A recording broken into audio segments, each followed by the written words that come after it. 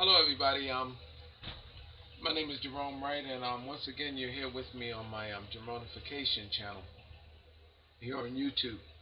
Okay, I'm gonna try to put together another amazing video for you. Okay, and I'm trying to show you what I actually see through my multidimensional sense of vision and awareness. Okay, in this video, I'm going to be discussing the my amazing find here at Mount Rushmore. Okay, and I have, I believe, a total of about maybe 4 or so videos here that I've actually put together referencing Mount Rushmore. And what I actually try to do when I actually bring in another video as an extension to those that came before, I try to make it better than the ones that were before. All right, so I try to outdo myself there. It's my position that here we have a what is that? Garuda, the Vahana of Lord Vishnu, depicted with angel wings and a beak and wings. You see this little guy right here? You see that little guy right there? Little Hindu, I guess a Hindu god, a guy with wings and all of that. His name is Garuda, the Vahana of Lord Vishnu, depicted with an eagle's beak and wings. Not an angel, an eagle's beak and wings. Okay? You see this being right here? He has an eagle beak and eagle wings. And it's a mythical being. It's my position that these beings existed. And I'm going to show you the evidence that I found that these beings existed. And information pertaining to these beings is, in my position, is all over North and South America. That this can actually be proven by. Okay, but I'm going to take you to the evidence that I found of this guy. First of all, in the Grand Canyon area. In the Grand Canyon area, back in 1901 or 1908, in the Arizona Gazette, there's this guy, this Kincaid character. If you do the story, Google Kincaid and 1908 Arizona Gazette, about this guy Kincaid supposedly had found this cache of ancient relics, and he described them as being in a cave in the Grand Canyon, and he described them as being in comparison to that of Hindu gods and all that, bunch of gold and everything else, so forth and so forth.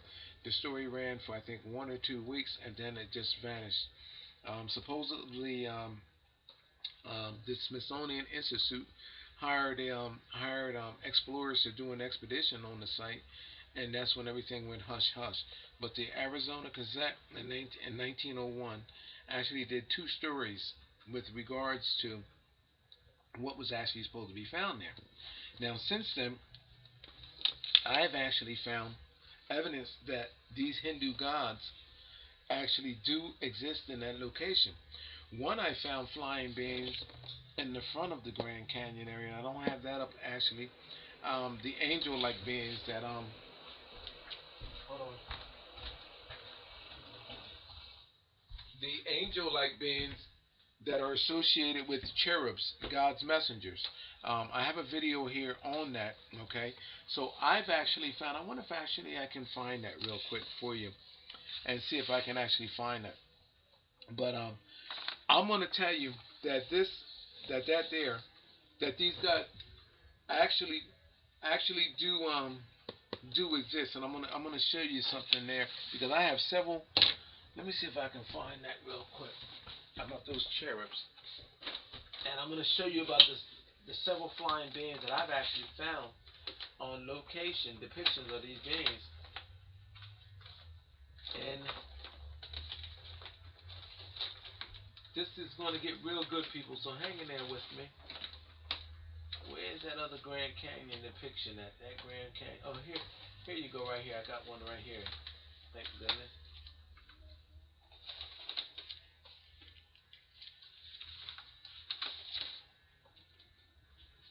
All right. It's too light maybe for you to see. It's maybe too light for you to actually see. Oh, okay. Here's a smaller version of it. Try to bring that in for you. Here's some flying beings that I'm going to bring this in.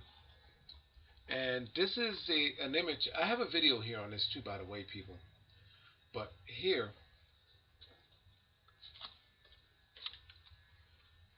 this is the Grand Canyon banner.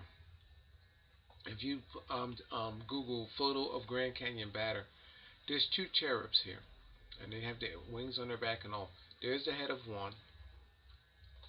And then there's the other facing it, and then they have the wings on their back, and there's a symmetrical shapes, well, not a symmetrical shapes right here that creates these angelic-like figures right there, and they're not only on this side facing each other like we see in our religious images today, but they're also on this side as well too. And I have a video. I have clearer images of this. This is just one I just pulled up just for the sake of this video. So this is one depiction of flying beings. These are human figures. Those faces, I'm going to see if I can bring that in closer for you. There's a face there with hair. There's a face there with hair. There's a wing. And then there's a wing. And again, I have a video here on this. If you want to see the video, please go to my video. This is one set of flying beings there that I've located on the Grand Canyon, okay, and you'll be able to see that in the Grand Canyon Park National Banner. Here's something else that I want to show you with regards to that. The next flying being is depicted here. There's glyphs. This is the Vishnu portion of the Grand Canyon. There's a flying being right there. There's his eye socket, his nose, his mouth, his chin, and he has a wing on the back of his head right there. Then there's another being right next to him, and you see the male repelling. Now I'm gonna bring it in closer because I have another. Can I bring this in? I'll bring that in closer yet because I'm gonna bring you into the climax. It gets better, people. So just bear with me.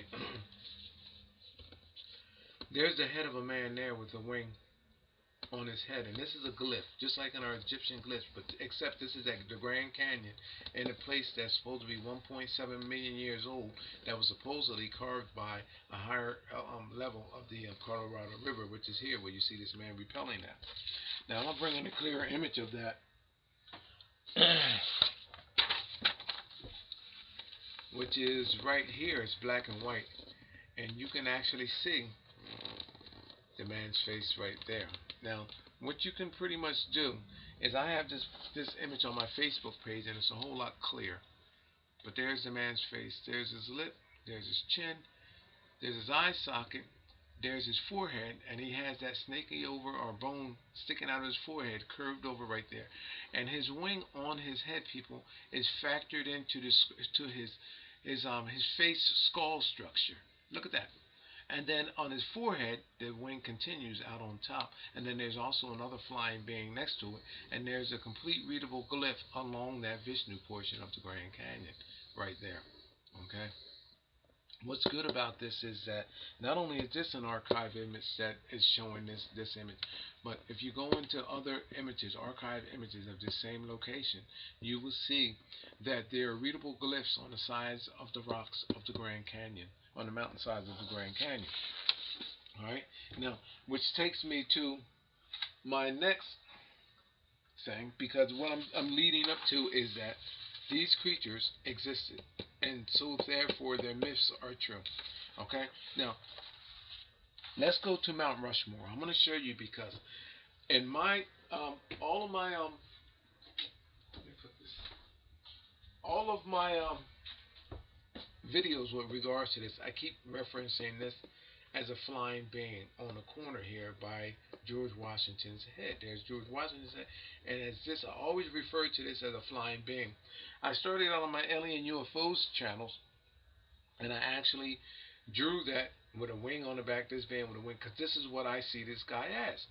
And if you look here, you'll see almost like a face, and then you see a wing on the back of his head, okay? And this is what I keep seeing this being as. Then if you go here, and this is a 1941 image. I believe this is either a 1941 or right there in that area. You can almost see a face on that guy. You see that? Almost like the one I just showed you with relations to the Grand Canyon, that Vishnu portion. Oh, and you know what? Before I actually get sidetracked here, it's amazing that this is called the Vishnu portion of the Grand Canyon, and here you have a man, a face of a man with a wing on his head and with a snaky object coming out of his forehead, right there, and then these glyphs and these other winged beings, and then you have here an ancient depiction of this Garuda mythical god being with wings on his back, and he's also tied to Lord Vishnu. Another thing is about this is that a lot of the locations on the Grand Canyon is named after these Hindu gods. Another fact of the matter is that this association with these wings and our native Indians of that area wearing these feathers on their head. In an artificial sense, whereas their gods, in my findings, had them in actuality. Here you have a being with wings on his head, and then you have the natives of this area wearing feathers on their head. Now, I did that picture there. Now I'm going to start bringing you up to date, okay? Because I got an amazing video that I'm going to show you here. That winged being, again, I'm going to show you some of the pictures that I compiled with this winged being, and how I'm going to show you how I arrived at all of this. Here's another image. This is a mirrored image, meaning that it's reversed. This is going that way in this sense, but now it's turned that way. Here's a mirrored image of that. And you see how I'm arriving at this being a winged being like that I just showed you with that at Grand Canyon. You see that? The wing coming off the head. This is what I see this being as. And it's my position that before the president's faces were there, Washington, Roosevelt, Lincoln, and Thomas were there, that there was a glyph here. In fact, it's my position that that glyph was the evolutionary faces of our ancestors, our flying ancestors. And this guy here is the one that headed them off. Okay? Now I'm going to show you in a minute. Just bear with me, because it actually gets better, because it's amazing how I can take bits and pieces of all of this and bring together one full picture. Now, you must see my other videos, people. You must see my other videos with regards to this, because it actually draws a complete picture. Now, this guy here is tied in with the eagle's beak and the eagle's wing. This is Garuda, the Vahana of Lord Vishnue, depicted with an eagle's beak and wings. Now, I'm going to tie all of this, the eagle, this guy, everything, as I'm doing right now, to the Grand Canyon and to that area. It's my position that this bird is associated with the evolution of mankind. The ancestral history of this bird is tied in with that of the evolution of mankind. just as it's being suggested here with this guy here. Now, again, and what I'm going to bring on and show you, you know, what's real logical about this is that a lot of the mythical things that actually have been presented to us in our through our ancestry, one would actually have to automatically know that you have to look at it in a different way, because there's no way that our ancestors could get their ancestry so wrong that they will make beings like this or make depictions of this as gods and all of this, that, and the third, when there had to be some logic and actuality behind all of this. And in my findings that, I mean, it actually was. There were genetic bridgings and manipulations that later caused for our likeness, and we evolved, our ancestors evolved through stages of these beings before they got it to where we actually are now in a period. It's my position that it still actually is happening today, and I can trace it from its beginning roots through to its current. I can tell you how this creature was made through the available records that are readily supplied everywhere today. I can tell you how he genetically became, through what process, what era, what time, based on the informations that our ancestors left behind for us to read, and based on some of the factual evidence that is right there in our ancient texts today. Through my paranormal experience and encounter, I can tie in evidence that is right here in our world to this guy, and evidence beyond that is depicted right there in space matter and gas matter and nebulae matter, where stars are supposed to be being created. There's evidence of this creature's existence. Okay, and I can get us there. All right. Now, let me show you something else. Now, as you know, I've been ranting on about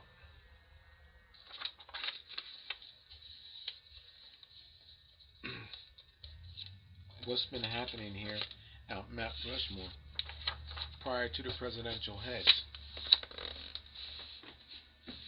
Now, before I go into ranting about what I'm going to describe here and what I can see, I want to show you something about this. This is Mount Rushmore before the presidential heads were there. Look at this. This is a mountain. Don't you feel spiritually drawn to this image? You should. Because spiritually, we are all connected to this mountain.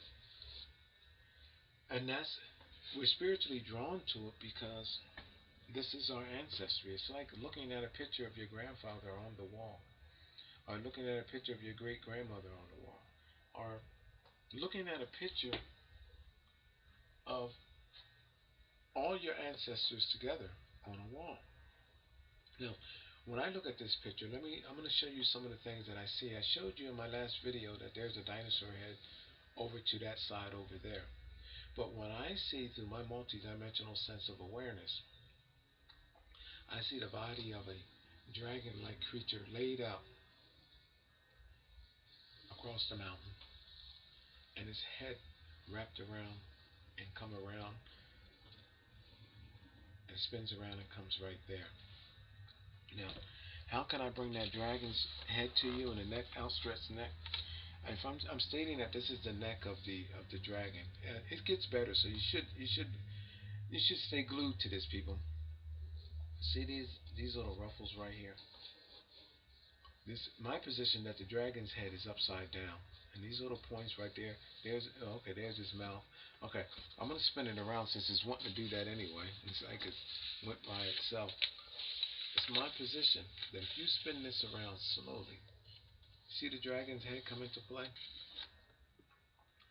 That the dragon's neck comes around off the mountain. Here's the bottom lip area of the dragon. Look at these points, people. Look at this. There's the mouth. Then come around the snout area, across the head, there's an eye socket. And look at these ruffles right there. You see that?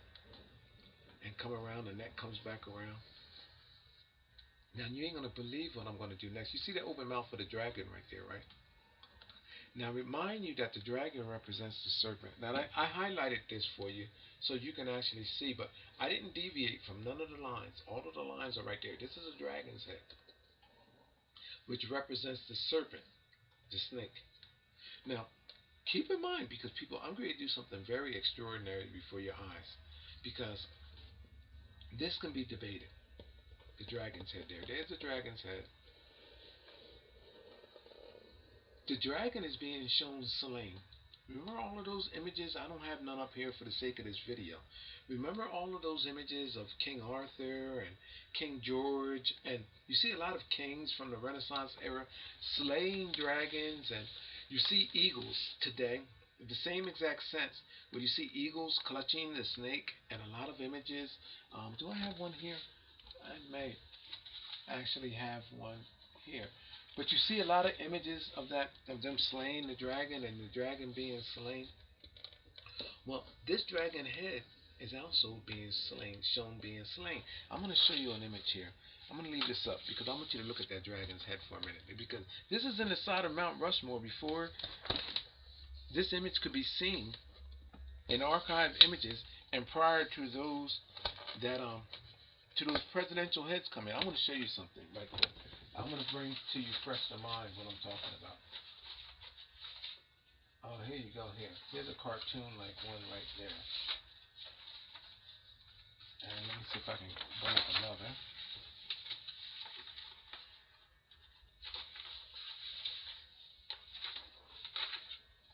Oh, there's a half bird man there. Oh, I got that Granada guy up big too. I didn't realize that I had that guy up so big. Okay, let me show you something here. Here's that Granada. First of all, let me give you the bird. You see this? You see this image? This is pretty much the same as what you're showing, that this bird slaying the snake. You see that? It's almost the same as when you see the kings and queens slaying of the dragon. You know what this is all a reference of, people? Now here's that Granada guy too. Up close. He has eagle wings and an eagle's beak, showing you that he's half bird and half mankind. Because I'm going to bring you that out of this. So pay attention. Please pay attention. I'm going to bring you this to the faces of where now Mount Rushmore faces, presidential faces are. This guy here, watch. On how he came to be. Here's another image. I guess this is Indian. This is the Garuda, Vishnu, or whatever it is. And here's another image. Our ancestors did not go through this trouble to create these beings in vain. Our ancestors created these beings because they were actual, they were factual, they were realistic beings. I'm going to show you something, and I'm going to bring reality to you, right to your computer screen through this video that I'm creating. See that? They're saying, hey, look, we're part bird and part mankind, and off the genetics of these creatures, we once had these wings, we once flew, we once functioned in the way that these creatures did genetically. That's what these images are saying. Now I'm going to show you something on a larger scale, larger than life,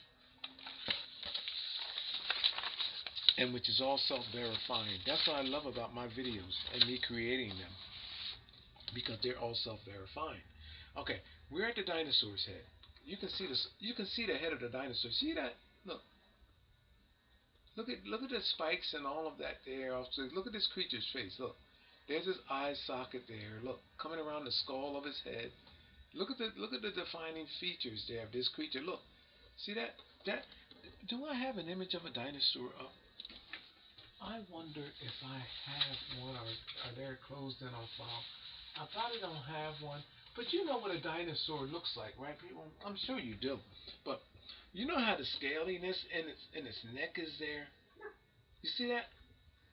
Look, you see that there? Look, what is that doing in the mountain? How can I put a dragon's head in the side of Mount Rushmore? Oh, hold on. I have an image that I didn't do anything to. Hold on, I have. Let me turn this upside down. Look, people. I didn't do anything to this. But look at the head of the dragon right there. Look. Right there. Look at the scaly points. Look, people, look. Of what you would expect of a dragon's image to look like. Look. Look at that. The neck. The neck turned out of the top of the mountain where George Washington's head would be back here somewhere now. And look at the neck turned around, comes around under the neckline, under the throat, under the mouth area, the elongated bottom lip, and coming around, coming over, across the top of the head of the dragon. Look at the scaly features of this creature, people. Look. Out of Mount Rushmore. Now this is gone now because they sculpted it away. But listen. So what is that dragon's head doing turned back in? You know why? Because this creature is genetically phased out. And you want to know the new creature that phased in off this creature? You wouldn't believe it if I told you. Take a wild guess what that creature is now, has become. What this creature is down, just like they show you where they're standing on top of this creature in many of the ancient biblical pictures, where these saints are standing on top of the serpents, or standing on top of the dragons, with their swords down in these beasts. What else is there? Where the dragon is slain or shown defeated. That is what's going on here. Here, this creature is genetically defeated. You know why? You want to see something cute? I'm going to show you something. You see how this eagle is standing on top of his kill? Foot clutched out. I'm going to show you something, people, that looks real nice. You want to see how this eagle in this cartoon-like image over here, where are we at? Where he's, okay. Where that creature is holding the serpent and biting in the other end. Well, people, there is a sculpture that is larger than life right here at Mount Rushmore before the 4 presidential heads came there. There are sculptings there. Now, I just turned that dragon's head over. Now, mind you, the dragon's head is right here. Turned back. Do you want to know what this creature is right here that's shown emerging from the dragon? It's an eagle. Those same forms in the dragon's neck that is now shown slain, laying dormant, lying genetically dormant. The same ruffles in the collar of that creature's neck. In fact, let me turn it back over, because I have other images. I'm going to show you how it's shown that this creature, genetics, and it's shown at this location where flying creatures were made. Yeah, the flying dragons and all of that stuff, people, those myths and those cartoons that they created and those fairy tales that they made. Well, people, how come there is a dragon's head? This is images, archived images of Mount Rushmore. This is a dragon's neck turned around and sculpted in the rock. Look at this, people. Look. There is a head. And lo and behold, when you turn the image back upright, oh, I have it up. Now, there's the dragon's head right there. And you turn it upright. And voila. Guess what that image is now? The dragon head is down. They become the ruffled feathers of that of an eagle. This is the right wing of an eagle.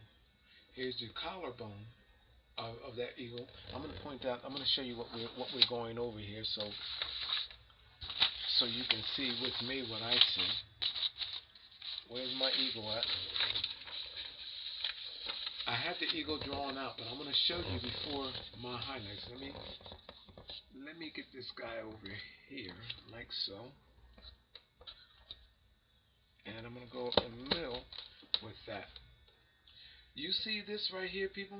You see these ruffled feathers now? Now this also creates the lizard-like or reptilian-like neckline for the dragon head that's turned upside down. You see these ruffles in the eagle's feathers right there? It dubs as the dragon, the slain dragon neckline and reptilian neck. Now, this here part, the shoulder of the eagle's feather right here, the eagle's wing shoulder right there, is right here. Comes down to the whole feather and comes around. This is the right wing of that bird, people. You see the eagle's chest area, the breast area. You see that separating line right there, the breast area? That's right here, people. Look. Right in there. There's the eagle's breast. You see the eagle's beak here, people? In the image of Mount Rushmore, and the rocks, and there's the beak, people. Look. There's the beak. I'm coming across the point of the beak, coming back. You see the top of the eagle's head right here, people? Look at it in the rocks right here. Going across the eagle's head, right there. Coming around. You want to see the left wing, people? Here's the left wing coming up, across by the bird's beak, over. See the ruffles in the feathers, people? And this is the creature's left wing. It is shown clutching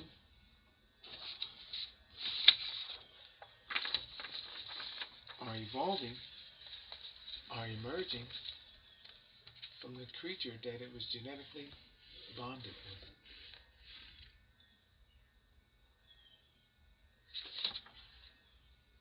This whole entire mountain is a glyph of such creatures. Now, I'm going to show you something else. I'm going to take this down. Now that I got your attention,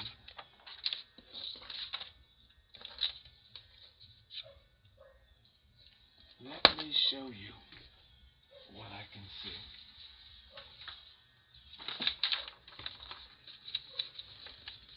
There's your eagle right there.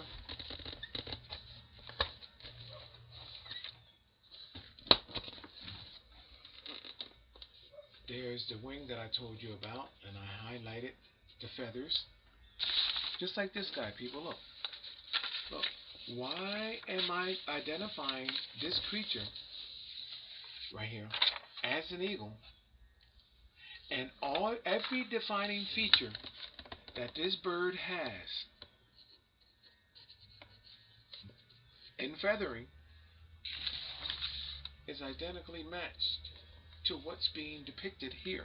Now, they're my highlights, but I can take you to an image where I did not touch that, and you still have the same thing. The symmetry and the lines of that bird is depicted right here in the rocks. Now, lo and behold, the American symbolization, or the American symbol, is this bird. And now here we have this bird at Mount Rushmore, a place where later 4 presidential heads were sculpted. Right there where this bird where this bird is, and this dragon that I just showed you, is the head of Washington. Then right next to that is Thomas Jefferson. Then right next to that is Theodore Roosevelt. And then right next to that is Abraham Lincoln. People, how are these ancestral faces there? And then lo and behold, later comes our American presidents, and we have our American symbol there, the American eagle, clutching a reptile which is consistent with all of the symbolizations that are global today. The eagle clutching a reptile, whether it be via snake or any other reptilian, that this creature is consistently shown depicted with slaying. People, look at this. I identified this right here first as a flying being based on other finds and similar findings that I made. People, we have a bird, an eagle, right there. Even has his body and his leg and is shown clutch into this reptile that is below it that I've shown you. Then if you want to go across here, there are other similar beings with the faces of these beings. There's a guy sitting here, throned, a being throned right there. This is a glyph. This is a monument right there. This is a monument. This is a monument. There's also another monument here. The entire mountainside was monuments prior to our ancestral monuments, prior to the four heads being carved out of these rocks. You want to see something else?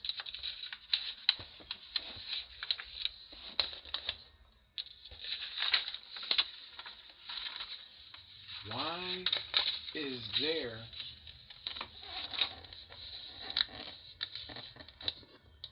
a prehistoric, and these rocks now, people, a prehistoric image of a fish?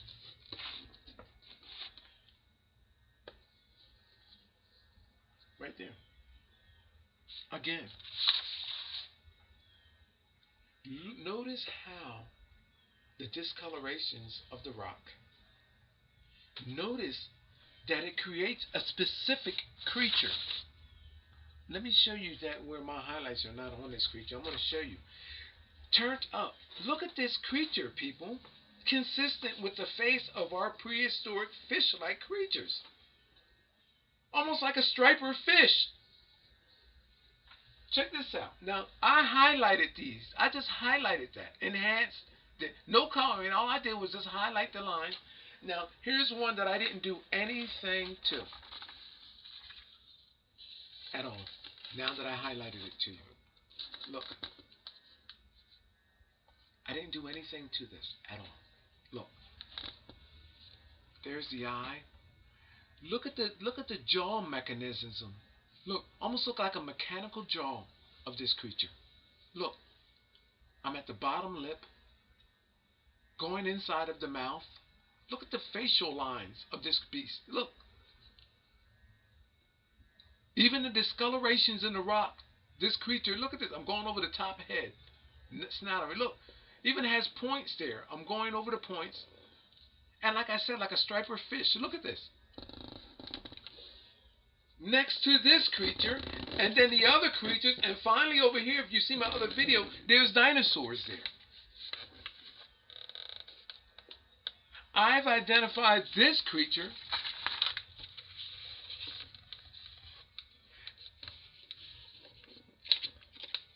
you know the mythical penguin creature on Batman and Robin?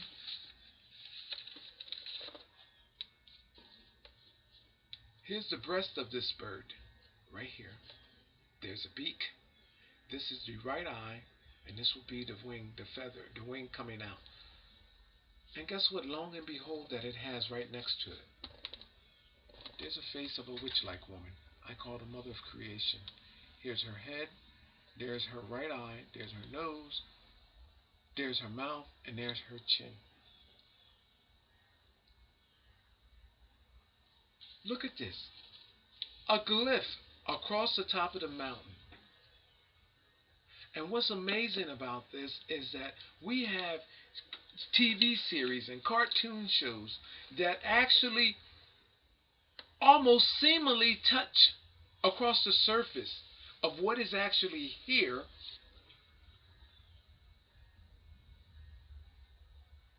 in a mythical sense, and yet I'm bringing everything that I just described here in reality. It's almost like Hollywood had a secret higher knowledge to obtain this information, and in doing so, catering to something that is already genetically in us. And this is why these shows become so famous.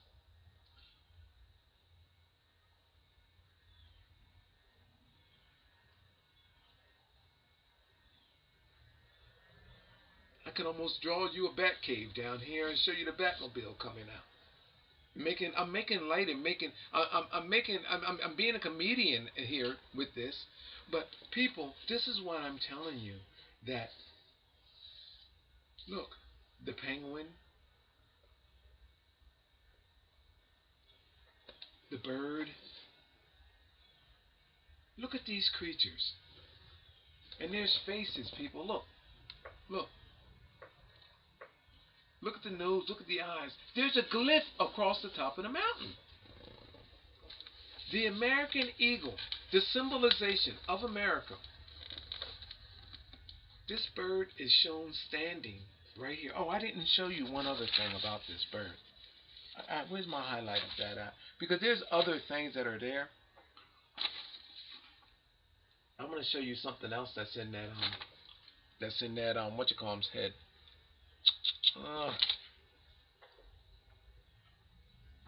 I'm going to show you something else that's there. There's other stuff that is there.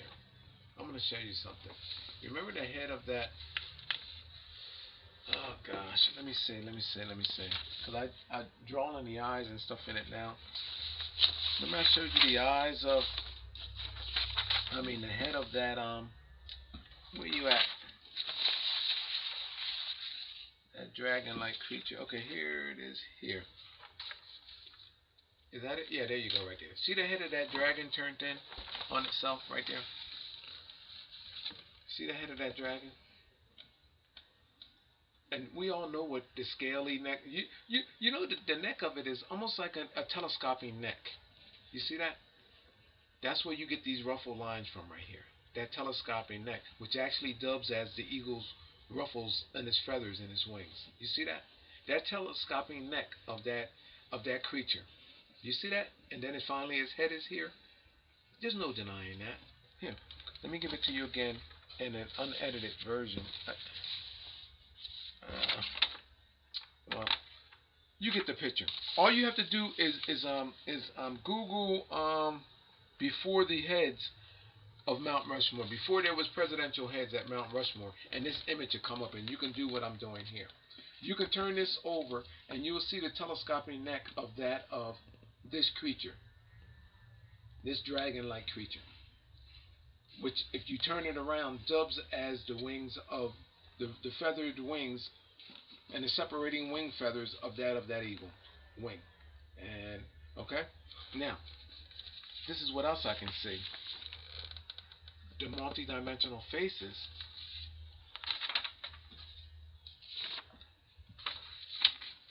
of other beings.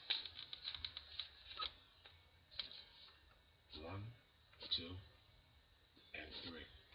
You got one face up there, one there on top of another, and then there's one there. Multi-dimensional faces of creatures that evolved through the process that created the genetic being of mankind.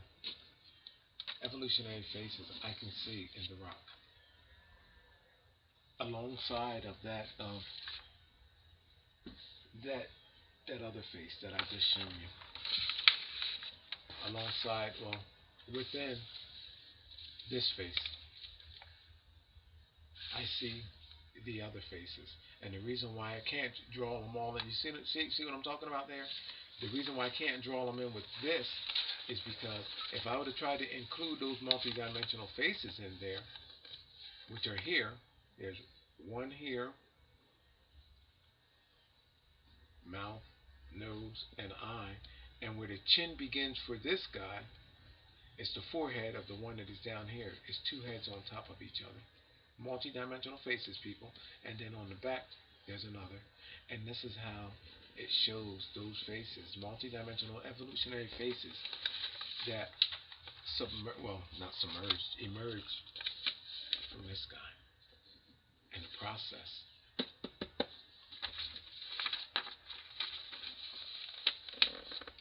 of these bird-like creatures. And that's what's being depicted across here.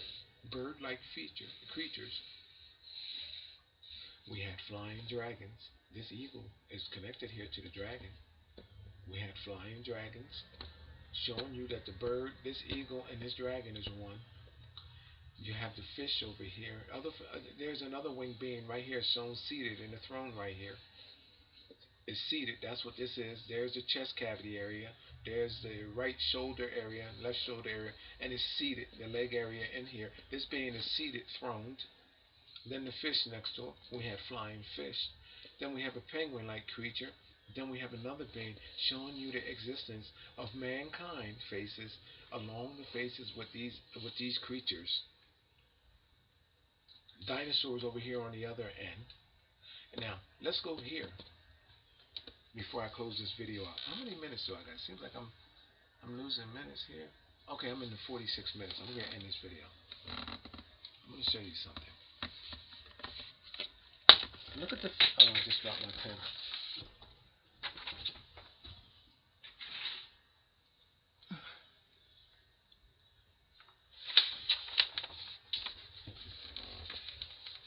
I don't know if you can see it or not. See the face of this guy right here? That would be the eye area, the forehead area, the nose area, the mouth area, and the chin area. Almost look like a droopy faced dog right there. You see that? And if you look at this here, almost look like a person standing there. You see that? But anyway, you see this droopy faced dog face looking character right here? You know what I see there?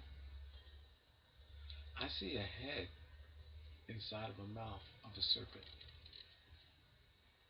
The serpent's mouth is open. Here's the nostril area of the serpent. Coming over top of the bridge of the nose of the serpent. Cross over, come down, and the serpent's head is part of the mountainside. Now this is not no longer there out Mount Rushmore. And you know what it's showing you? Facing up to the gods, behold, man emerges from the serpent. I've attached a similar scenario to that of Nervi Hall at the Vatican.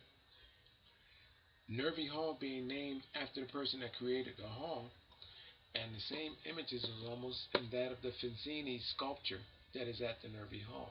And if you haven't seen my video here, people, you need to see my video.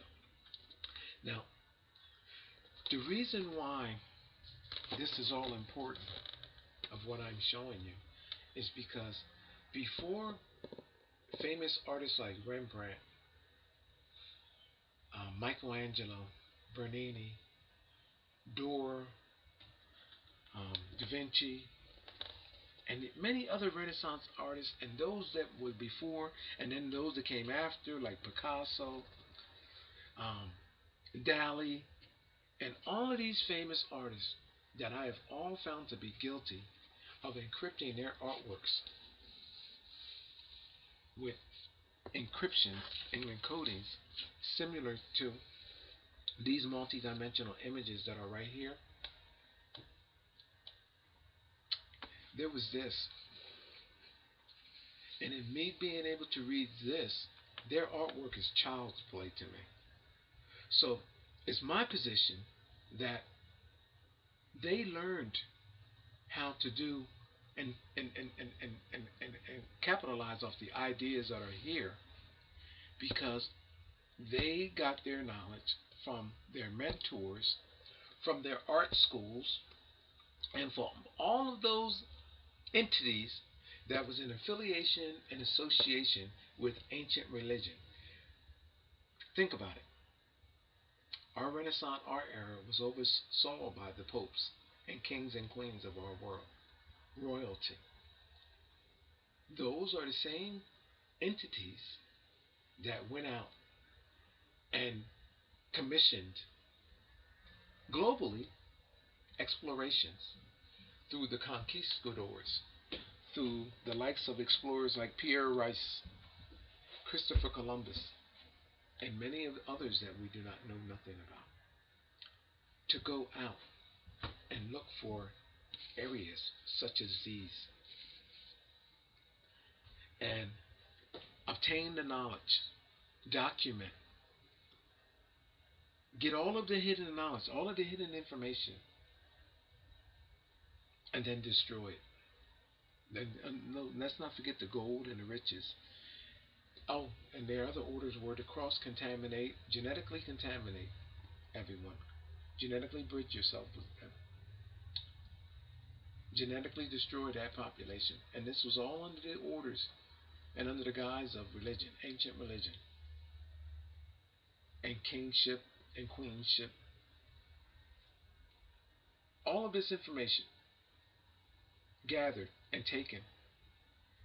And what is here, and me being able to show you this through my multidimensional sense of being and awareness, I can show you this in each and every royal painting, each and every Renaissance painting.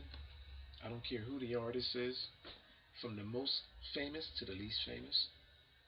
These multidimensional images, because this is what the artwork is all about. Genetic identifiers and who you genetically are. Nothing meant more to our ancient ancestors than who they genetically were, where they genetically came from, and where they were genetically going.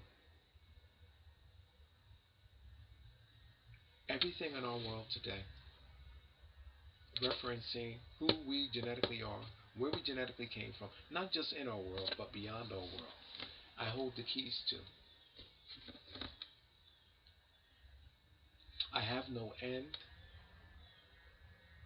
And it's just, you have people that have spent their entire lives trying to identify with this and try to understand what it is so unique about these places.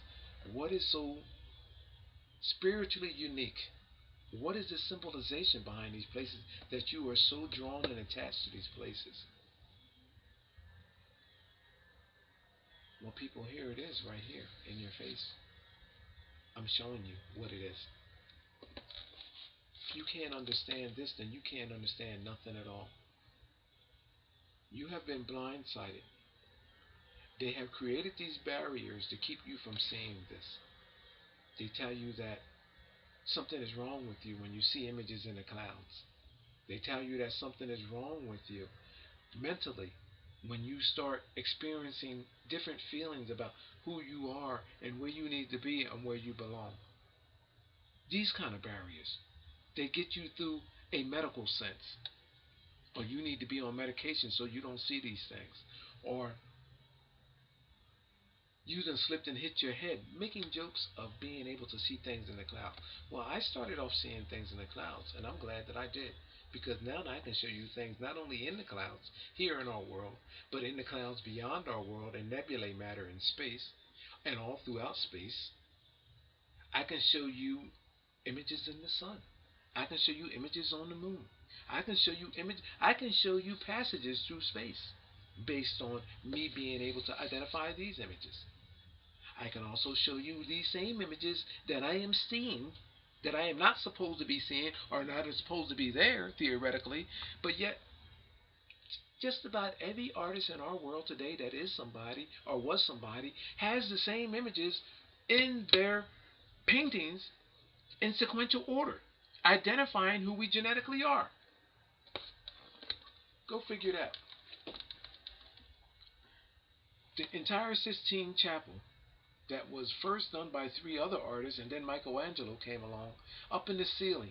The entire painting up in the ceiling is a readable genetic grail to how we evolved through oceanic creatures, through land mammals, and through a sequence of genetic bridgings that calls for the variations and likenesses of who we are today.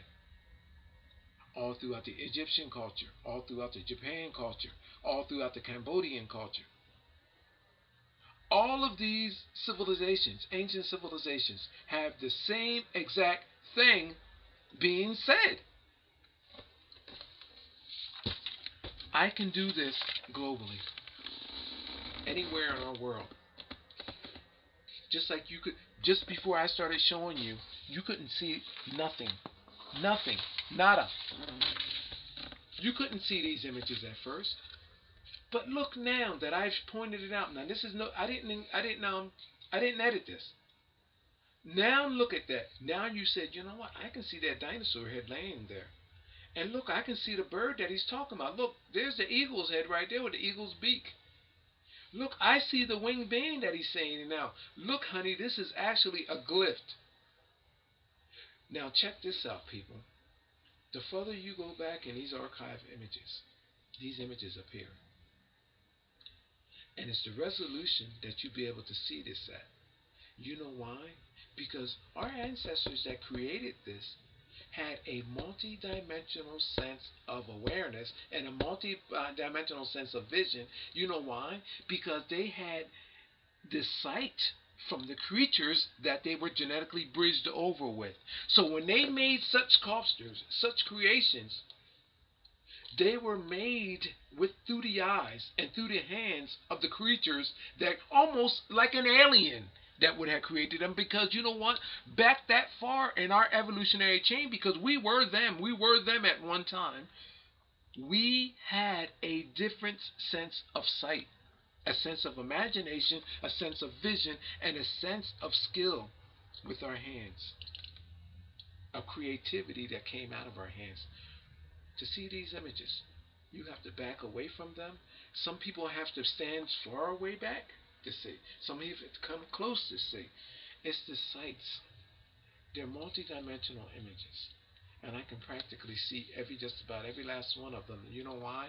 Because seemingly I am genetically, uniquely identified with all of the ancestors from which calls for this creation.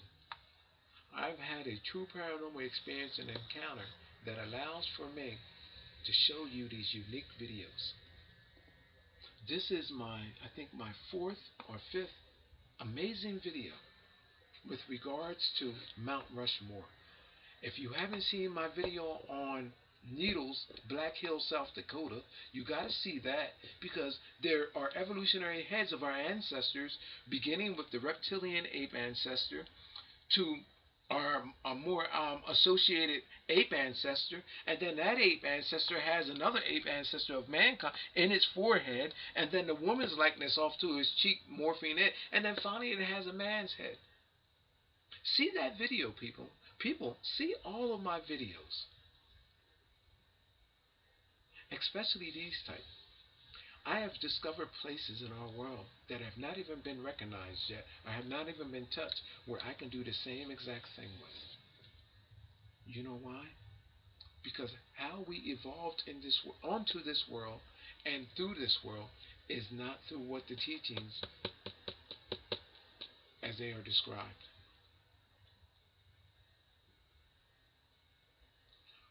You are in trouble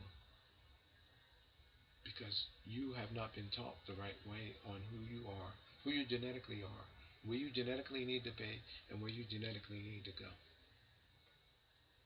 Those that enjoy the riches and the power behind having a little of the knowledge about this stuff, they're the ones that are deceiving you. Who are those people? Look around the world. Look at those that enjoy wealth and riches. Look at those that hold power in telling you about ancient texts and having you worshiping beings that you cannot even see. If these people that made such teachings available to you through science, through religion, and through this higher sense of divine knowledge, then how come I'm showing you this and they're not? Or if they know about this, why would they keep this from you? You know why? Because they know that if you know what is behind all of this here, then you don't need them. So they don't tell you because they want to lie to you and keep their control over you. and keep having you look into space for alien ships to come flying in, or for angelic like beings to come flying through the clouds of our atmospheric layers, which is next to nearly impossible. We know what comes flying through our atmospheric layers through, if you want to believe in the laws of physics, because the only thing that's coming through our atmospheric layers in that way is meteorites and asteroids and solidified objects from space.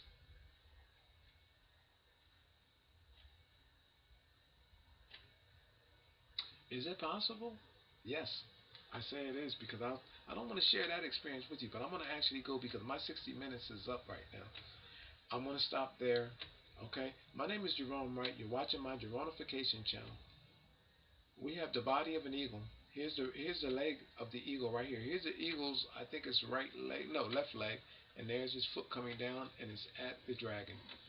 The whole body of an eagle, the American symbol right there, and there's a glyph of these beings right across there. My name is Gerone Wright. You're watching my Geronification channel. Thank you.